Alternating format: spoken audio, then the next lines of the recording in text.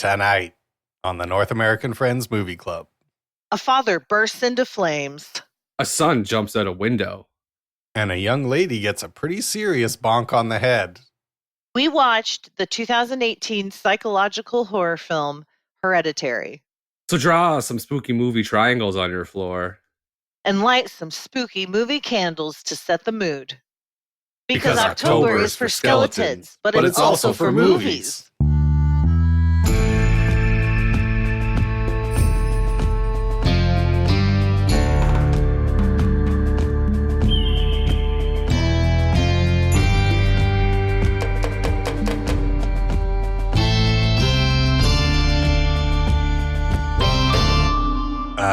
This is what it sounds like when we do a podcast. We're currently doing one. This is the North American Friends Movie Club, and you might notice something about the name of our show, and that's Friends comes before Movie Club. So I have to ask my two ghostly friends, how we booing? Ooh. I think I think we should do a lot of ghost noises. Yeah, I agree. Ooh. Yes. Okay. I got sick last night. I threw up. The old dog threw up last night. Yeah. Is it after watching this movie? Ooh, no. I had a cold all week, and I tested for COVID yesterday, negative. And I was watching TV last night, and I felt a little nauseous, so I said, I'm going to go to bed. I listened to my little audiobook, and I went to sleep, and I woke up 3 times through the night to go to the bathroom to throw up. And you know that feeling where you're hot and clammy and sweaty and cold and pale? Yes. And the only thing that feels good is laying next to the toilet on the floor? No. Yeah, that's a big time thing. People will understand. Yes. The cold floor, yeah. Yes, Kate's acted better than me. That's fine. No, That's totally fine. I guarantee you've laid on the floor next to the toilet. Sick. You were feeling very sick. Yeah, and then the only thing that cures you is laying on the floor next to the toilet. Touch that cold porcelain. That specific feeling of the hot, sweaty, you're going to throw up, die feeling. The only known cure is laying on a bathroom floor next to the toilet. No, the cure for that is vomiting everything that's in your stomach. But when I vomit, I break all the blood vessels in my face, and I look like I got something wrong with me for 4 days. So I can't do that. I have to avoid throwing up.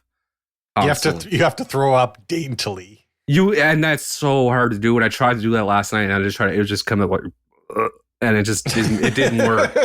Because if I try to force it out, I break all the blood vessels in my face, and then I can't look at myself for a couple days.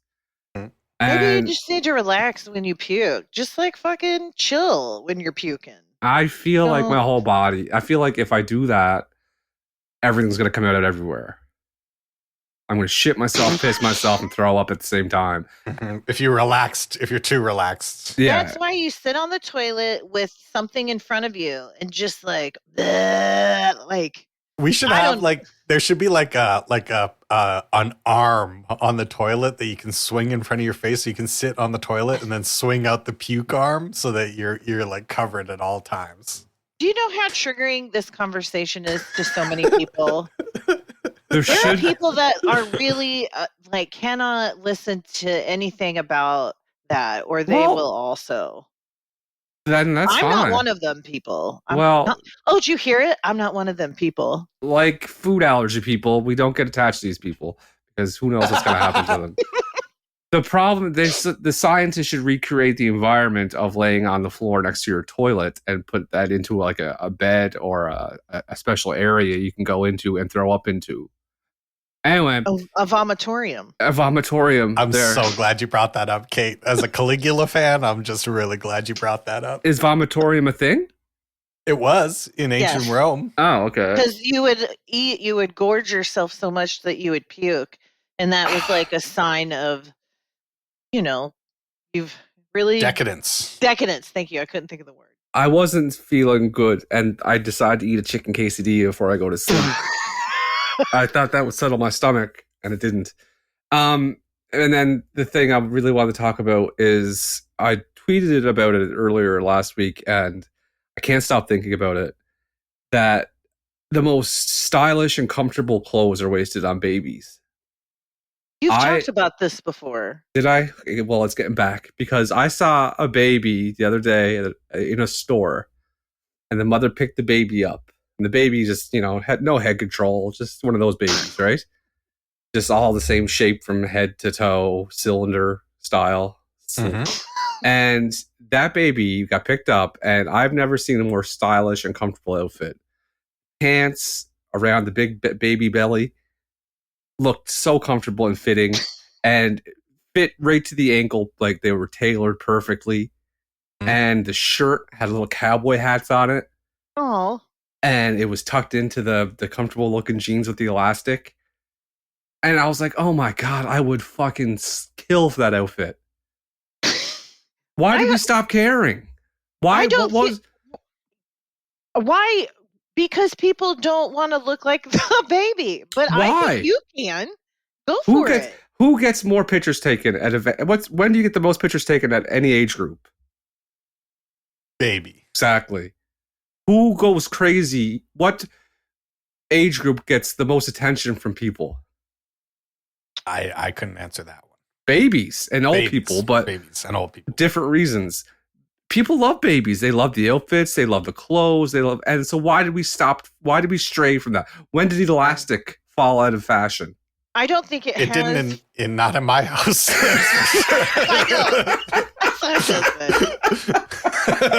I owe my life to elastic. No, like for real, bro. Maybe it's me. Maybe I have to incorporate more elastic into my life. I don't know. I mean, I'm a big believer in that. Have you seen old people? I'm around a lot of old people that are just chilling now, and they are wearing a lot of sweatpants with shirts tucked in them. That's it is comfortable and it's functional. Why? You're covered up. The one thing that babies get to do that I would really like is they get to wear outfits that are like animals. Like it's a bear coat and you pull the hood up and then the bear's ears and little nose are on the hood. I'm like, fuck, that's cool. Why did we stop this? Why did we stray? I don't know. Do you know how much I would love to wear a shirt with popsicles on it? That'd be fucking amazing. You can do that. There's that style around. Yeah, but you can't do it to work or a business meeting. Like, picture being at a business meeting and being in a head-to-toe, one-piece bear outfit, and it has pictures of briefcases on it. Because you're at work. There are people that are furries that are like animal people, and they would like... I think that's why I don't want to do it, is the furries. Because I'm like, I don't want to be confused as a furry. I'm like, no, I'm a baby. No, don't get it twisted. My point's going to be muddied by Nate with the animal thing. I'm not talking about being a furry. I'm talking about wearing appropriate, comfortable clothes. Like, you're at work, you wear a full, like, onesie with briefcases on them, or notepads on them, or adding machines on them. You know, you go to church, you want to wear a comfortable outfit, you have crosses on it. Or you're at the beach and you got a little, like, fucking a pail sharks. and bucket. No, sharks. Okay. Again, with the animals, Nate, you gotta get away from the animals. But I feel like we have to sometimes, to move forward, you have to go back. And I feel like this is the next evolution of clothing, is we have to take a step back and do whatever we do with the babies. Okay. I hear you. I am supportive of this. And we should have a bag. We should have a bag. Like a baby has bags with wipes and different changes of outfits and stuff. We should have that too. I'm here for that. Okay. Yes. Yeah. Yeah. I would love to continue to wear comfortable clothing. It's not just comfortable, but clothing that represents what you're doing. Like, when a baby's going to the beach because, oh yeah. Oh, you know. So if I'm being a therapist, then it would be a shirt with couches on it. Or glasses. Or Freud. Yep. Or Freud. Okay, Freud on a couch with glasses. Oh. Funny. Yeah. I should get a shirt. I think my clients would think that was funny. Would you think it was funny if you show up and your therapist is wearing a shirt that says, "I'm listening"? Yes. I was just going to say, if you were wearing like a Hawaiian shirt, but it was Frasier's face, I'd be into that. Hawaiian shirt. But it's Frasier's face. Oh no! Oh, no. No one takes.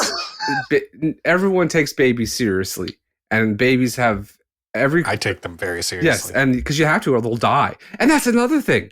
This is another thing I just thought of. Oh my God! Listen, we are the superior species in mammals. We are the highest of the food chain. Would you not agree? I definitely agree with that. Like, definitely, like a mountain cat could take us out, but we know we have ways around the mountain cat thing, right? Yes. Yeah, they live in fear of us, if anything. Can you guys think of any other animal or species that can't survive on their own besides babies? No, the other animals are a lot quicker. All young mammals need to be protected. No, I'm pretty sure there's mammals that just leave the babies and the babies figure it out. Like, aren't turtles that way? Well, they're not mammals. They come from eggs. Aren't fish like that? Again, we're dissecting everything with a very tight, a very sharp scalpel. Right You guys, now. I have something I want to talk about. Okay. But if we want to continue, no, you guys ruined it with that. So, I told you earlier that I had to get new tires. Yeah. And I also live a block from this place called Seventh Heaven in Kansas City. And it's been around for 50 years and it's closing. And it's a giant record store and like all their records are 50% off. And it's very sad it's closing. Mm-hmm. Okay. So anyway, I thought that would be a topic of conversation with my local car guy who's across the street from Seventh Heaven. Fair. And I'm like, hey, isn't that sad about Seventh Heaven? And he's like, looked at me with a blank face and like, he was like, what are you talking about? And I explained, I say, well, Seventh Heaven across the street from right here where you work. And he was like, oh yeah. I was like, they're going out of business. They've been around for 50 years. And he was like, oh yeah. And I was like, yeah, they sell like all these great records. And I was like, they also sell smoking paraphernalia and pornography. And he perked up. Yeah. And he So did I. And then he looked at me and he was like, oh really? Well, I'll have to check that out then. See, all of music that exists didn't get him. No. Smoking paraphernalia and pornography? Okay. What an odd reaction, though. That's an odd. I find that an odd reaction. Like, why would you? What was it? It was notable. That's why I remembered it. Do you think if a male told him, he would make the same reaction? I don't know. I don't know. He has flirted with me before when I've been up there, but I don't think he remembers me. You're memorable. He would have remembered you. Mm-hmm. I'm not walking in there memorably. You know what I mean? I'm not wearing my red lipstick when I'm walking into Midas. Well, that's why you're paying full price for tires, Kate. Sucker. Shit. If I'm going to get tires, I got red lipstick on, a white tank top with no bra. And that's what I'm doing. Oh, gross. That's not gross. Way. You saw it. He lost his mind over the pornography. He would have got 8 tires. I don't. I got so many tires. Yeah. You go in there with a white tank top and red lipstick on, you would have had to call Nick to pick up the extra tires that you got. Like, I need help here. Oh, goodness. That made me laugh. Oh, yeah. Well, darn it. No, I already paid for them. Well, this is lesson learned. Lesson learned, for real. Nate, 2 questions. First one, have you flirted with anyone? And second, how's your streak going? Streak is, I haven't flirted, no more flirting than normal. My normal amount of flirting. Streak is going good. 259 yesterday. I completed. That's awesome. I have been on I get into this. I don't know what mental condition you call it, but I get into these phases where I'm like just on 110% from the moment I wake up until the moment I go to bed. And the last week and a half, I've just like not stopped moving, and I love it. When I'm in the middle of it, I'm just like, oh yes, let's go. I fucking reorganized my whole garage. I built my table saw into my workbench. I like built this rolling cart for my tools. I've been writing music. I've been writing scripts. I'm fucking going crazy. Love that hypomania. That's what I'm talking about. Yeah. And I like know that it's not what it's supposed to be, but also that I don't want it to stop. No. The thing about hypomania is like There doesn't necessarily have to be a horrible downside if you can just manage, if you can just prepare that it's going to slow down, and that doesn't mean that you don't like fucking shit on yourself because you're not being as productive. You know what I mean? Like, fucking use that shit. I call it getting wind in my sails. Yeah, that's how it feels. I feel like I'm just like, my brain is usually at 20%, and now I'm at like 98%, and I'm like seeing the wind and smelling the sun, and I'm just like, yes. Ritalin or something? This is what it feels like. It's like I never ever take stimulants because I get like this naturally where I'm like just flying. Yeah, that's cool. Like I stayed up a whole night one night, just did not go to sleep. Oh man. Well, don't fucking crash, man. No, my eye got real weird after that. It was real sore and like twitchy. So then I was like, I better go to sleep. So you have slept? Yeah. And then I slept like 12 hours on Friday night. There you go. Oh man, Nate. Surf the waves, man. It's awesome. Speaking of surfing the waves, it's the first movie of the month for October. Scary season, big boy scary movies. It was my pick, and I picked the movie Hereditary. And there's only one thing to do after that, and that's to have Catherine tell us what happened in the movie Hereditary. So I'm going to use Wikipedia to help me. Okay.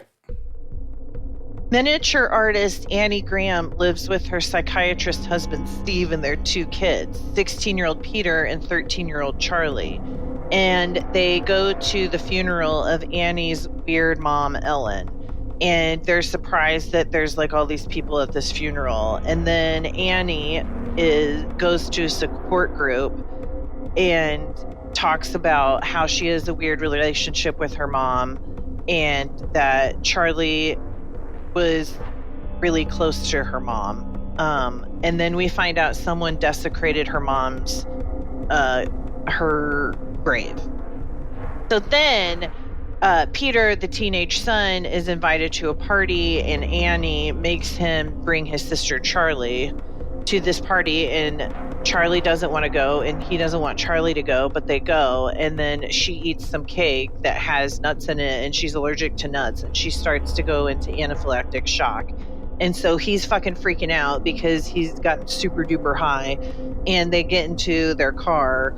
He's like racing down the road, and her head's sticking out of the car trying to breathe, and he swerves to miss something, and she's decapitated. And he goes into fucking a dissociative state and drives back home with her headless body in the back of the car, to which Annie finds her decapitated daughter in there. It's fucked up. Okay, so then she meets this lady at the support group who teaches her about seances. And so Annie does a seance and speaks to Charlie. But what ends up happening is they figure out that the mom is a witch. And the ending is the most fucked up because Annie decapitates herself using wire, going back and forth and back and forth. And the scariest part of the movie is, I think, when Annie floats up decapitated to worship the god Panem, the 7th king of hell, or what is it? That's Paimon. Panem is what's the country in Hunger Games. Hunger Game is. Go ahead. Yeah. And so Peter's dead, right? Yeah, Peter jumps out the window. And then he is reanimated by the spirit of this king of hell, who the witches have conjured because the conjurer receives riches. And so it was, I don't know, that it's a really, really crazy movie. You did a great job. It's an insane movie, and the story is insane. Yeah. Great job, Kate. Well, why don't we go ahead and talk about our favorite parts? Because that would be much easier than what I just did. Yeah, let's do it. Yeah, let's do it. Okay, so I don't know. I've watched this movie a couple days ago, and I don't know where I still don't know where I land on it. Do you guys find it scary? Yes. It's definitely a scary movie for sure. Okay. Yes. It's also an incredibly well-made movie. Yeah. I was really admiring the thought and effort that was put into making a scary movie, because usually scary movies are not put together that thoughtfully. They're like, the acting's mediocre and the costumes are mediocre and the sets are mediocre and it's filmed mediocre and it's all about like shocking you and scaring you. And this is like, every detail of this movie is so intentional. It's like super fucked up Wes Anderson or something like that. I was shocked by how much effort went into making this insanely fucked up movie. And the acting is so good. The acting is so good in this movie, and Toni Collette is crazy. Like, I believe she's a crazy person. Like, and she has such a hard character to play because she's so deeply unlikable. Yeah. And the movie takes a long time to kind of explain her past to let you understand, like, why is she like this? It's almost like it does this bait and switch with you where you think she's like the bad one the whole movie. You're like, I hate her. She's a bad mother. She's a bad partner.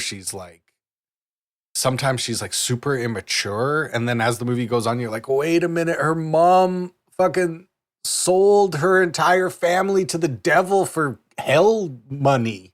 Like, yeah, of course she's fucked up. Like, what? So crazy. I think that's my problem with this.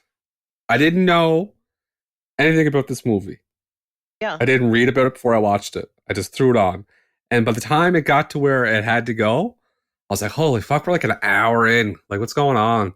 Yeah. And I was like, its time. So slow. And I was like, oh, fuck. But then after that, I'm like, this is fucking great. This is fantastic. This is right up my alley. Ancient kings of hell. And you have to pay them. And you're got no people's heads are falling off. And like, she cut her head off with wire. And the last 40 minutes, I was fully in. But that first hour, I was like, I don't know about this movie. It's just so hard to watch. The first hour of this movie is so hard to watch because it's like a family tragedy after family tragedy after family tragedy. Like that, she wails for a good 2 minutes of Toni Collette wailing. Like over multiple scenes. Like she goes from and that is hard to listen to. To me, that is part of the scariness of this movie, is how real that shit sounded to me. Like, that's terrifying. I don't know. Like, I think the thing that's scary about scary movies is like pretending that it could really happen. And this one felt like it could really happen. Like, there was and I think it was because it was shot so like straight down the nose. Like, you see everything and you see these horrible things happen, and I want to talk about it again. She uses piano wire or something to saw her own head off. Yeah. So the only other I watched a movie. It was oh god, I can't remember. It was a recent one, and it was like a Western, and it was something crazy like that happened. Bone Tomahawk. Yeah. That's what you're talking about. What happened in Bone Tomahawk? I forget. He chopped a guy in half. He chops a guy in half in Bone Tomahawk. It's pretty crazy. Yeah. That was on the same level to me. It's crazy to see that. Because you know what? That's what it would look like. Like, so sorry. This movie's very hard to talk about because like it's so fucked up. The noise that Kate made at the end sums up the movie. Yeah. Oh. I am not into being scared. I hate being scared. I also hate watching families in turmoil. These are two things that I cannot almost ever stand to participate in. And yet, this movie has a secret that I cannot resist, which is lore. This movie, after I watched this movie, I watched about 6 hours of YouTube lore videos about what the fuck is going on in this movie. And like, as every second went by, I liked the movie more and more. I'm like, yes, tell me more about Paimon, the demon from hell. Tell me more. That's what I had to do afterwards. I can answer any question you have about this movie, about what happens in this movie, about who did what at what time, when the devil possesses who, what all the symbolism means. I'm like, I feel I'm prepared for anywhere this conversation could go. Why you better win the quiz, bud? Why do people catch on fire when the drawings got catch on fire? Okay, so at that point in the movie. Okay, I'll say this because I think this is really it helped me a lot understand this movie more. Ari Aster had a quote where he was like, "This is a movie about sacrificial lambs from the perspective of the lamb." So you're like watching this family being sacrificed, and it's all set in motion already. Nothing that they do is really the reason that this happens. It's like everything that their grandma did before the movie started is what is going on. And they're all just being manipulated by the cult. So at that point in the movie... I just got the name of the movie. Hereditary. There's nothing they could have done anyway because it was already happening from the grandmother and they inherited this fucking generational trauma. Oh, yes. Fuck hell yeah. This is a good movie now. At that point in the movie, when Toni Collette thinks that there's like rules attached to this demon, she's like, well, when I threw the book in the fire, I started on fire. So there must be some like logic to this. That was just Paimon fucking with her. That was her being like, no, you can't burn this. And then when the dad throws the book in the fire, he's like, sure, I can do whatever the fuck I want. I'm going to light him on fire instead. And it's such an amazing bait and switch because you think, when she grabs the book from him and throws it in the fire, you really think that she's going to start on fire. And it's just so shocking how the minute she throws it in the fire, he just bursts into flames. Yes. It's one of the craziest shots in any movie. Incredibly, like, just that image will stick with you forever. But it's all about, at that moment, it's like, there are no rules. He's the devil. And now he's in the house. Now he's in their minds. Now he's in the house. It's all, he can do whatever the fuck he wants. And he's just fucking with them. Terrible. Terrifying. This movie's terrifying. I thought it was scary. I watched it in the daytime because I didn't want to watch it at night. Same. On the treadmill. And I still was scared. I still was like, We're such pansies, but I don't care. I like being scared and I like to manage it. And so if I watch a movie through my fingers, then I watch a movie through my fingers. But I did not do that on this last viewing of it. I watched it fully with both eyes open and both hands down. It makes more sense with what Nate said about how they didn't do anything. This was just already, the wheels were already in motion. There's usually movies like they did something or something happened, but this is just some reason from the lambs. Okay, I really like this movie now with that part explained to me.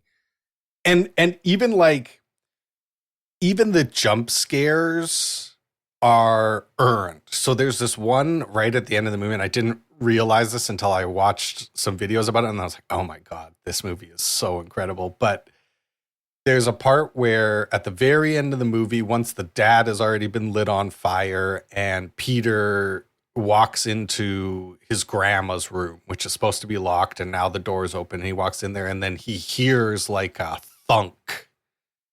And it's like just a straight up sound jump scare where you're like, thunk, like what the fuck? Yeah. And then if you listen to it, it's the sound of Toni Collette opening the piano and pulling the piano wire out of the piano.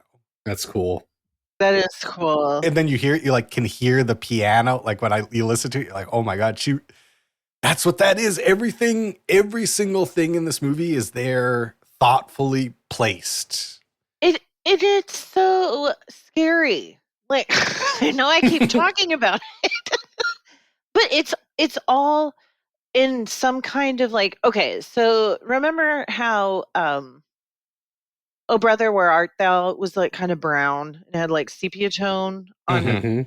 This one was kind of like green, blue, black. Like even in school, when he's in school, or like when there was I don't know. You know what I mean? So it had a mood to it. And it was there's a lot of stuff with color in this movie. So like Payman's colors are blue and gold. And when you see that little blue light shimmer thing, that's like Payman going into different bodies and being around and manipulating people. Okay. I knew that. I didn't know. So the one thing that I did not catch at all is that the daughter, Charlie, is Payman from the beginning. She was like, since she's been a baby, she has been Payman, just waiting to get into a male host. And so she is like confused about it a bit because she's a child, and it's like, it's like she's not like a fully adult demon in a child's body. She's like a demon that's in a child's body trying to figure out like where he is and what's going on, and like not understanding that. I did not catch that at all. Like that did not enter into my mind at all watching this movie. Okay, so that makes sense to me too now. And now I have to rewatch it. I have to rewatch it now. Now I know all this information. And because to me, I wrote, my first note was just bad vibes family. I just thought they were just a bunch of fucking idiots and weirdos. I was like, oh. For sure. Bad luck. Yeah, real bad luck. Rough. Don't hang out with those people. But now it all makes sense because they're all under the possession of the devil. Okay. And here's, this is a note. I don't think you have anything to explain this, but the father was maybe you do. The father was the coldest man alive. Yeah, he was real turned off. No, I mean, like, he was always worried about being cold. Like, there was 5 separate occasions where he said, it's too cold. He said, it's too cold for Charlie to sleep up there. When Toni Collette was getting out of bed in the middle of the night, he said, it's going to be too cold out there. Well, you could think about it like, so Toni Collette's mother was obviously a horrible monster who sold her family to the devil for hell money. Well, maybe she was already... She was like cold, taught them like that the comfort of her child didn't matter to her. So Toni Collette definitely absorbed that. And the dad is the only person in the movie who cares about anybody. Like, they all come home from the funeral and the dad is the only one who pets the dog. And he's the only one who's like, take your shoes off in the house. He's the only one who's paying attention to the like comfort of the family, because nobody else in the family has that, like, understands that because of the generational trauma. But wasn't there a child who died first, or Annie's brother, or? So yeah, Annie's brother was the first target for the grandma to stick Payman into. She tried to use the brother as the host for Payman. The brother lost his mind and killed himself because he was like, Mom is putting people in me. She says like something like that. And then her dad starved himself, obviously, because at some point his wife started being married to the devil. Yes. Her dad starved himself? Yeah, starved himself. Weird. Oh, this movie has to be rewatched. Maybe he was cold all the time because of the devil being in the house. Also possible. Okay. But this is not the devil. This is a king of hell. But like, if we're gonna, like, I thought this was, I don't know. Now you're trying to piss. You're trying to piss standpoint. off the bad spirits. You call if the guy goes by the name King. If the guy is the king of hell, he's one of the kings of hell. Yeah, and then there's like the god of hell, who's the devil. But then he's got his like generals. He's got his boys. But what if rejected angels that the names is devils? That's what they say. Okay. That's kind of a mythology. Then we're saying that possessed by the devil. You're like, no, it's not the big guy. It was one of the minor devils. Yeah, he's a lesser devil. Part of the middle management. I felt so bad for the dad. I was like, Just imagine being like a normal person in this family, and you're just like, he does have that scene where he just starts crying in the car. I'm like, yeah, but I feel you, man. Like, this is a lot. my This is God. a lot to deal with. It is a lot to deal I with. hated him, but now after talking to you two, I'm like, oh, I totally misunderstood him, and I'd be much worse than him. And she had already gone crazy before, so she had to be hospitalized, right? Before, don't we know that? Yeah, and there's at least the suggestion that like she was subconsciously realizing that the kids were going to be sacrificed, and that's why she was trying to like light them on fire. Where she says she was sleepwalking and she drenched the kids in lighter fluid. I think you could suggest that that's like her subconsciously realizing what's happening and trying to prevent it, but it's like you can't consciously do that because it's so horrible. Yes. And how she would let Charlie play with or go see the grandmother, but not the son. But she didn't let her son spend any time with the grandma. Is it the male host thing? Yeah. Wow, this movie's fantastic. But did she know that? Did she know that about the male host? Subconsciously. Oh. She knew all along what was happening. Very interesting. Why were some people naked? Well, that's just like what you do if you're a witch. Yeah. Yeah, and they're into like sex magic, you know? Well, that sounds cool. If you're going to be into magic. It might as well be into sex magic. And then there's this whole thing in this movie that I didn't notice that I had to be pointed out. Go ahead. I have a sex magic joke. In sex magic, 1 + 1 = 0. No, 1 + 1 = 1. Get it? Me, I don't.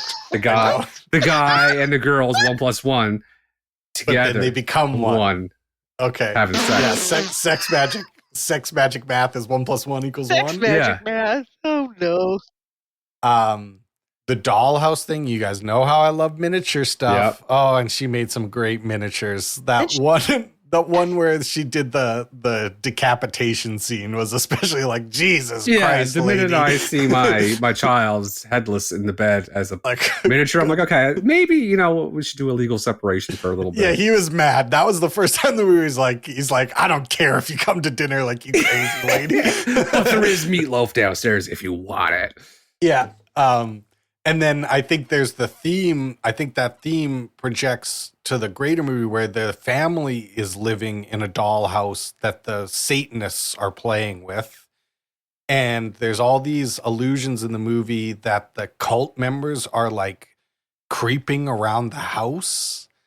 Like there's one moment where the dad's always like talking about how there's always muddy footprints in the house. And I think they're suggesting that there's other people that have been around and in the house and fucking with stuff, setting this whole thing up. And then I didn't see this anywhere, but something that I noticed is they have all these great shots, exterior shots of the house. Especially they do this really cool transition thing where it'll be like nighttime and then the light switch will like switch it immediately to day or from day to night. I think that's cool. But one thing I noticed about all those shots of the house was that the trees are like completely still always. So it super looks like the house is a model, like a scale model. I was like, fuck, this is so good. And I just want to say I would like Ari Aster to use his powers for good instead of evil. Just one time. He's obviously like this crazy talented filmmaker and he only makes insane movies, but I would just love him to put this much effort into a normal movie. A just baseball one time. movie. A baseball movie. Just let me see him do a baseball movie. Let me see what he does with this level of like commitment to making a incredible movie. See, I missed all this stuff and I love it. And I can't wait now to rewatch this movie. Nate, this guy should hire you. Like as his advocate. M. Night Shyamalan should hire me and Ari Aster should hire you. And I didn't realize he did Midsummer. And I've never seen Beau is Afraid. I won't watch Beau is Afraid. I did watch Midsummer, and then I watched this like 4-hour video that this guy made on Hereditary, and he made one on Midsummer as well, and I've been watching that one, and it's done the same thing like that it did for Brent, where it's like I didn't really like Midsummer the first time I watched it, but now I'm like, shit, maybe I gotta rewatch this again with all this context and information, and it's like, this guy is pretty fucking good at making movies. Maybe I should watch this one. Why won't you watch Beau is Afraid? The length, one, I'm like, I could, the 2 hours of this was a marathon to like emotionally go through that a 3 hour version of this kind of insanity. I'm like, I just can't do that. And Joaquin, I love him when I love him, but when I don't love him, it does not work for me at all. And I'm scared that that would be one where it's not working for me. I see. It is long. It's 179 minutes. Yeah, that's long. That's damn long. Do we have a quiz? We have a quiz. I don't have a name for it though. Let me come up with something really quick. It's the Hereditary 10. No, 7. Hereditary 7. No. It's the Hereditary 7. No, Hereditary I can't think of anything because now I just realized Gabriel Byrne. He burned in the movie. Bam. That's Best. We're gonna name this quiz Gabriel Byrne. Gabriel.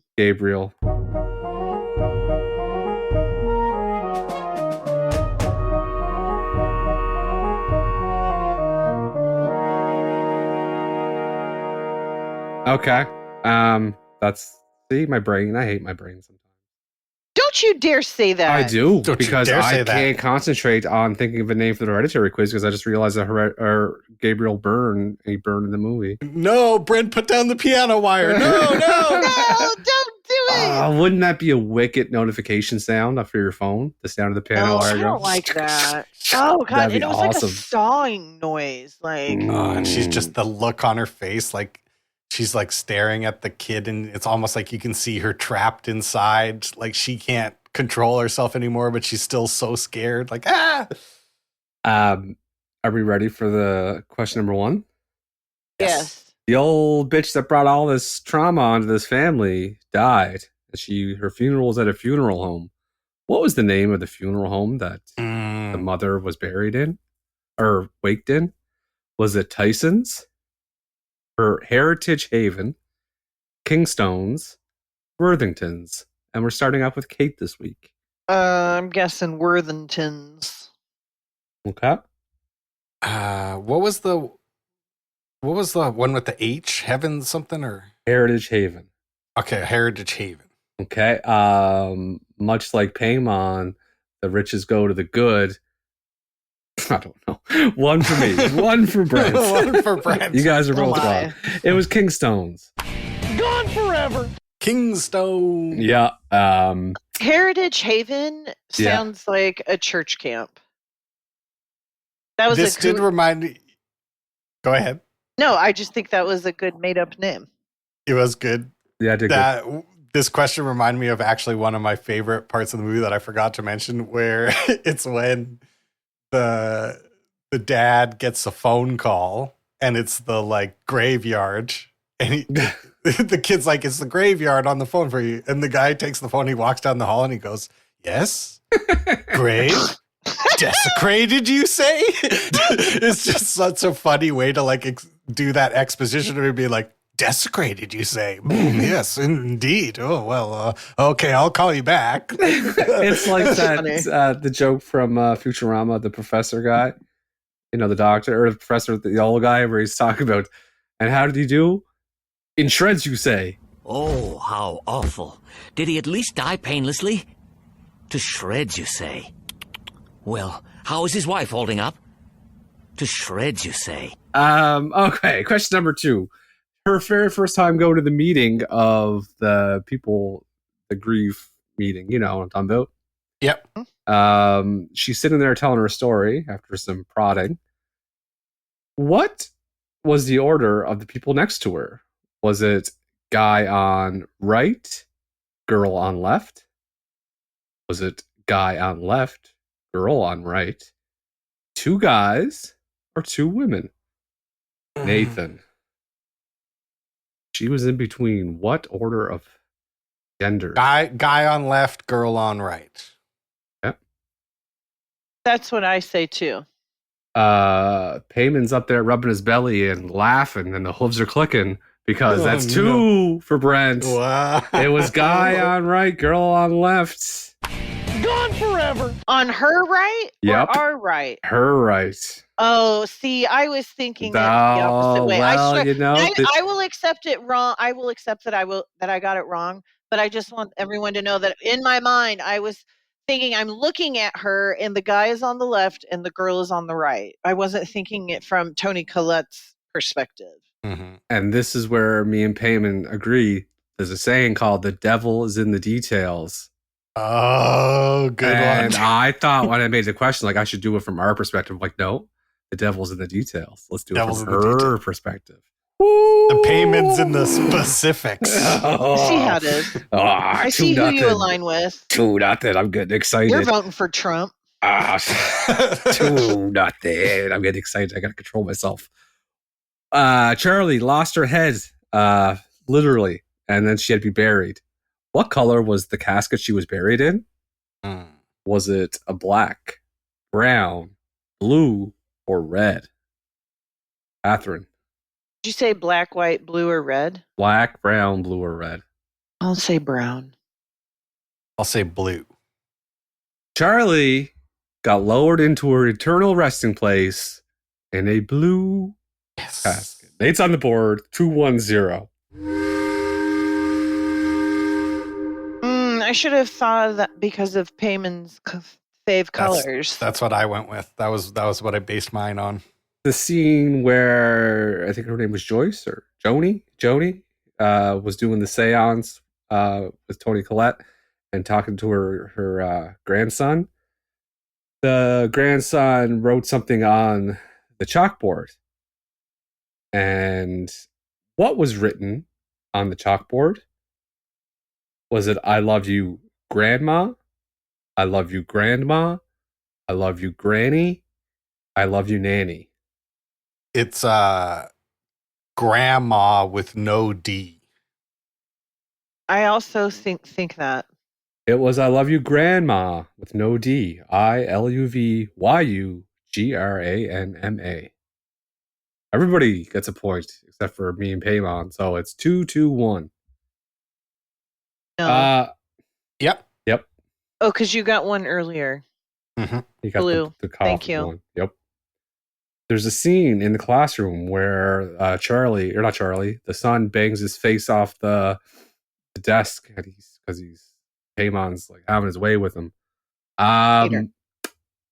Sure, Peter. There's flags above the teacher's head. Mm. What country is represented in the very first flag? Was it England, China, Italy, or Ireland? 8. My turn? Yep. Italy. I'll say Ireland. It was the flag of the 3 lions, which represents England. Gone forever. I almost said it too. I almost said England too. It went England, China, and then I stopped looking. Good. Yeah. Yep. You got covered the big ones. Yep. England and China. So that's 3-2-1. Me and Paymon laughing. 2 questions left. There's a scene where Gabriel Byrne has to pull down the attic door to go look to see what Toni Collette's talking about. He has that little hook thing to pull the latch down. How many attempts did it take to get the hook into the latch? Did he take 4 attempts to do it? Did he take 3 attempts to do it? Did he take 2 attempts to do it? Or did he get it on the first try? And we're going with Nate. I'm going to say, good question, Brent. Thank you. I'm going to say he got it on swipe 2. Yep. That's also what I'm going to guess.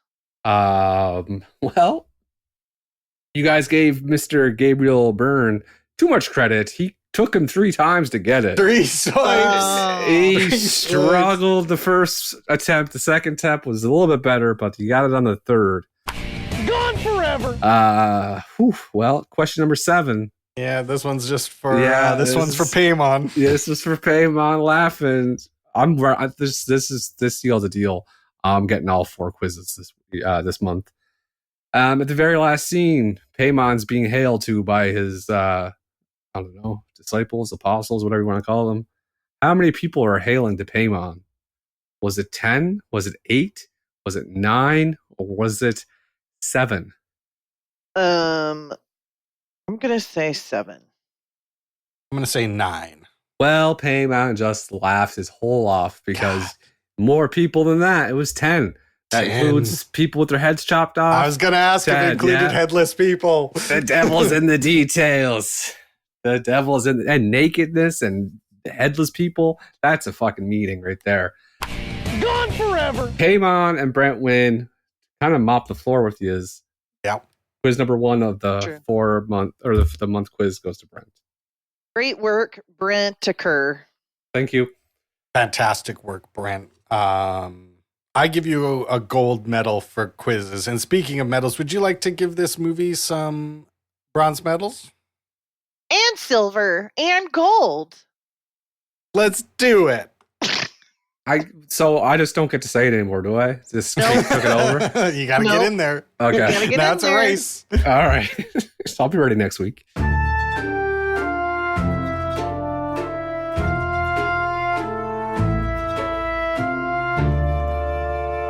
Bronze medal. There's not many people, so slim pickings. I think I'm going to give mine to Alex Wolff, who plays the son Peter. They make him do a lot. He has to do a lot of stuff in this movie. He's got to cry. He's got to get mad. He's got to be disassociated. He just has to do a lot of work, actually. So I think he did a great job. I'm giving mine to Alex Wolff. I'm going to give mine to Millie Shapiro, who plays Charlie, the 13-year-old girl who gets decapitated. She seems real like a normal person, but actually she was the 7th king of hell, or whoever he was. So she gets a bronze. Yeah, my bronze is also going to Millie Shapiro. She was 16 when she was in this role, and she had to play the king of hell. Tough. Did a great job. Good headless acting. Cut a bird's head off. Bronze medal. Real quick, I want to say that if I was her, I would have asked for a copy of one of my decapitated heads to keep. Yep. Mm-hmm. For sure. For sure. The I bug would one? keep it. The ant one? Oh, gross. I'll keep it in a big jar in the fridge. I'm giving my silver medal to Alex Wolff, who played Peter, the 16-year-old boy, for the same reasons that Nate said. This young man was emoting, and I believed him. He seemed like a real disaffected, jacked up teen. Mm-hmm. I thought he did a great job. My silver medal is going to Toni Collette. Yeah, it was interesting. I was going to give her the gold, but this family is. Nate cleared it up and helped me a lot with it that they, they're already possessed and things are already in motion. But these are a bunch of downers. And I didn't like any of them. And then I just didn't like them. But Toni Collette, like the screaming and the wailing, she did really good. Silver. Yeah. I gave my silver to Ann Dowd, who plays Joan, the lady who does the seance with her. I think Ann Dowd is a really great actor. She is in the Handmaid's Tale show, and she's really, really good in that show. She was in The Leftovers from way back. Which I never actually watched, but I heard is pretty good. It was weird. Was weird it? show, yeah.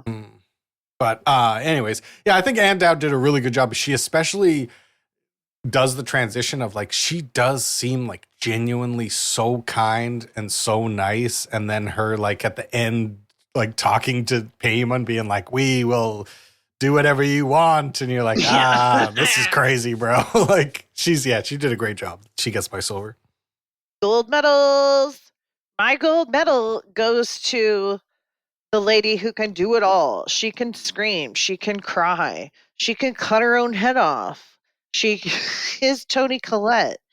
I read, and this was probably on Wikipedia, that she had done so many like serious depressing movies that she wasn't going to do another one. And then she read this script and was like, I have to do this one. And I'm so glad she did. I think she Absolutely. really put her heart and soul into it. Gold medal. And Yeah. her head.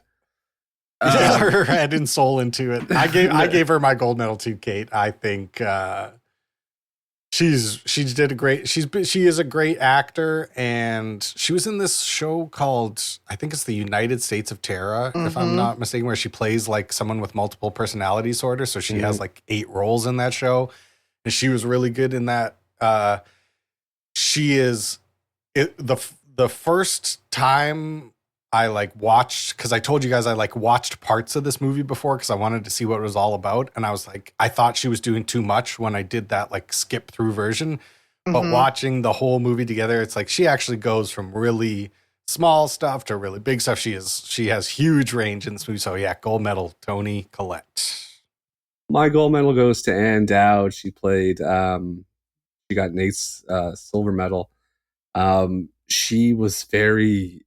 I could tell right away there's something wasn't right about her. But she's got that nice woman next door, neighborly grandmother kind of feel about her, and she organized it. She played the long con. She played the long con with the grandmother, and then Toni Collette, and then next thing you know, she's worshiping the sun through payments, taking occupancy in the body. I don't. Yeah, I hope I'm never hard up. If I am not already hard up enough for money that I would sell the souls of my future progeny, yeah. like, come on. Plus, you think this is going to work out? He's the king of hell. Do you think you're going to go down there and it's going to be like good? Yeah, like this plan worked. Like, what are you talking about? Right, exactly. He's not following through. If I did do it when it came time to collect the souls, I would have been like, I just did it as a goof. You thought that was serious? I was doing a goof, man. Yeah, it was a big joke. It was a big, it was a bit. If we weren't doing bits. Oh, hell doesn't do bits? Sounds like a boring place to me. That's what I would say. Got him. Yeah. Then you choke on your own bile. Yeah, and then die. He would laugh. And I'm like, oh, you do have a sense of humor. You should go by Paymon Wayans. He's been waiting. No, it just came to me. That was good. That was good. See, yeah, thank you. Good. I didn't get it. Paymon, like instead of Damon Wayans. Oh, no. So Wayans. funny. The whole Wayans family is hilarious. That's good stuff. That's funny. My family's heads keep falling off. No. So it's time to give this movie some ratings, isn't it? Yeah, let's do it. Yes.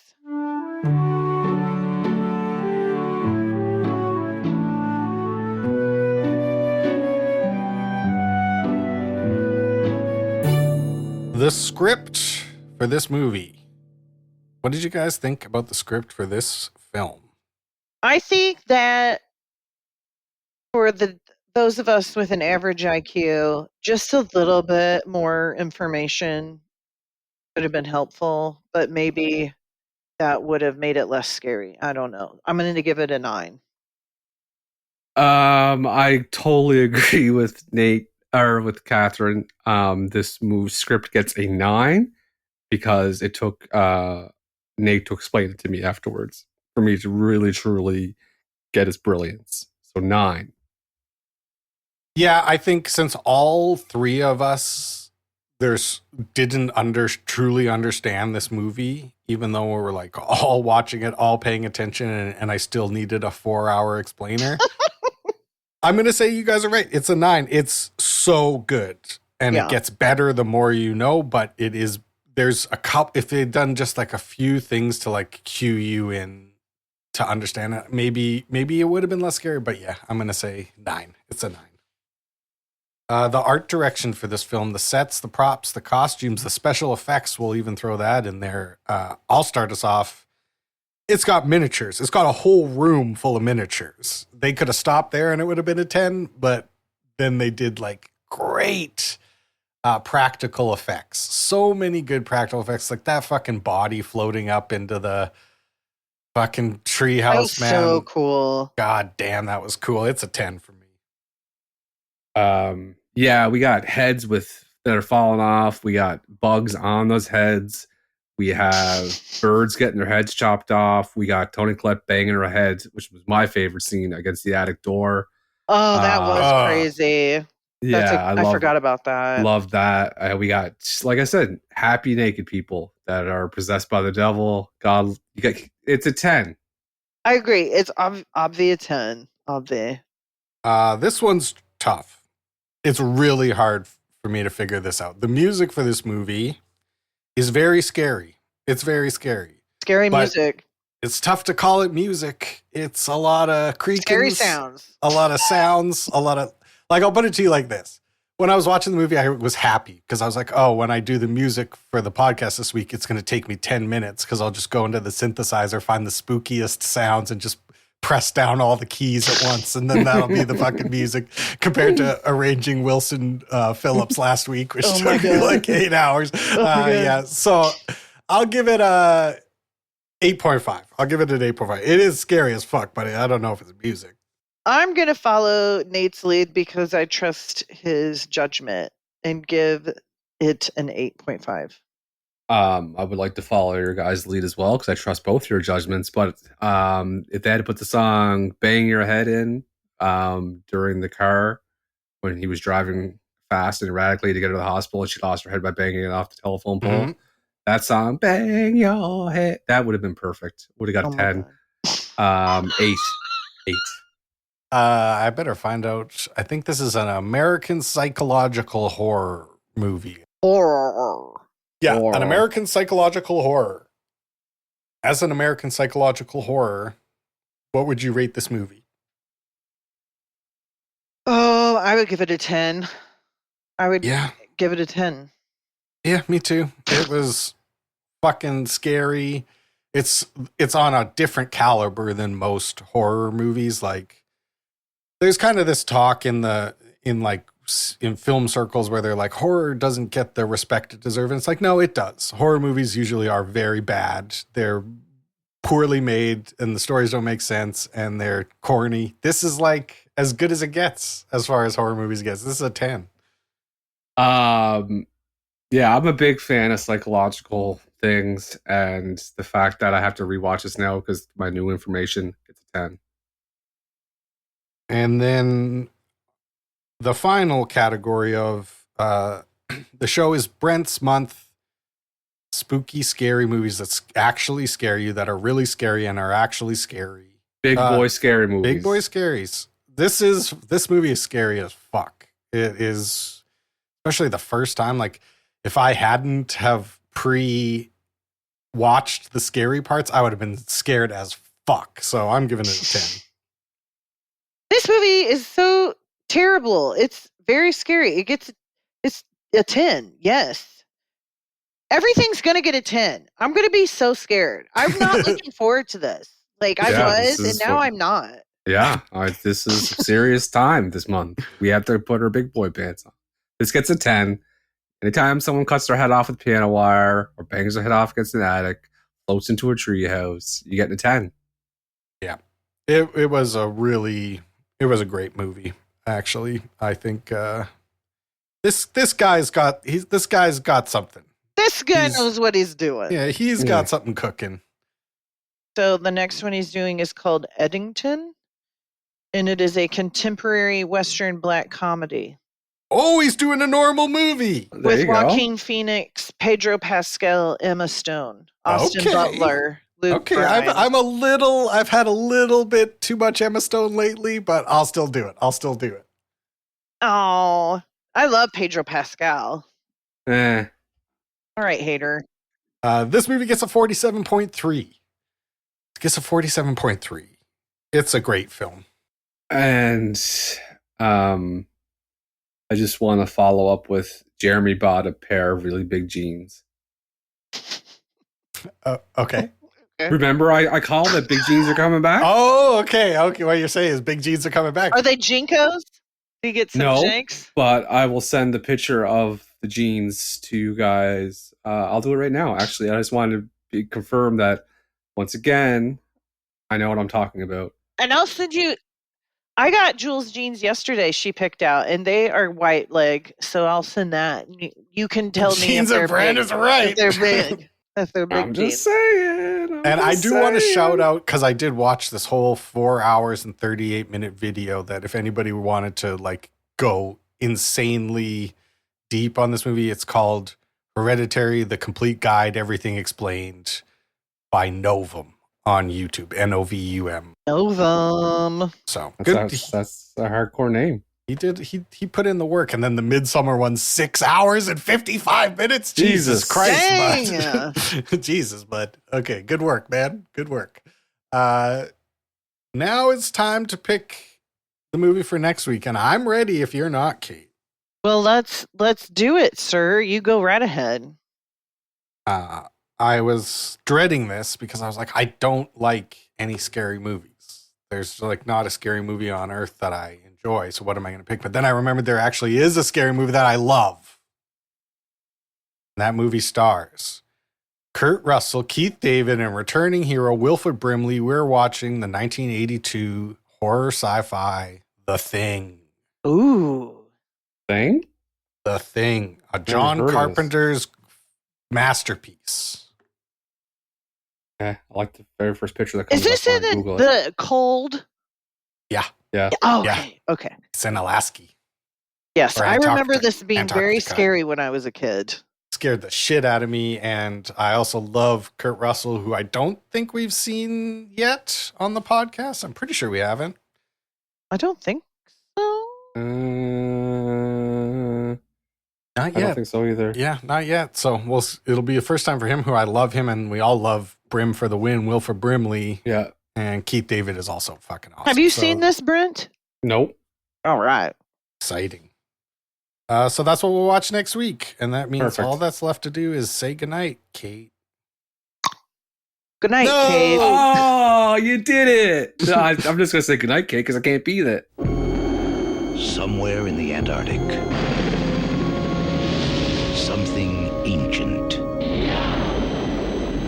something alien, something.